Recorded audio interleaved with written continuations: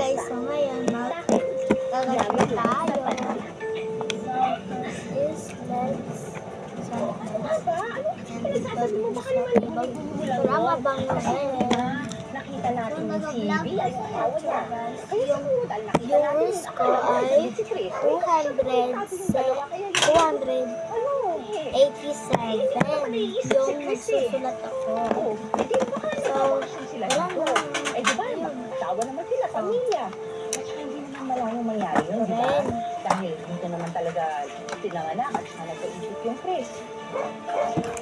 Okay ka. Dami nito. Bakit ba masyado kang apektado dun sa Chris ngayon? Oh, ano, hindi ka na makasagot, ha? Ha? Anong wala? Oh? Jose? Ba hindi ko sinasabi sa akin? Kilala kita. So, 10,800. Jose? Thank you. Nagsisinungaling ka sa akin. Ano ba talaga ang totoo? Ha?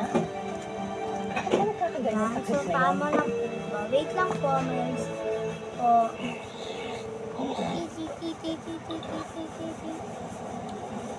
So, ito yung resibo niya. So, ito na po. Bye po. Balik ko yung next time. Bye po. Bye guys. Mga tulog.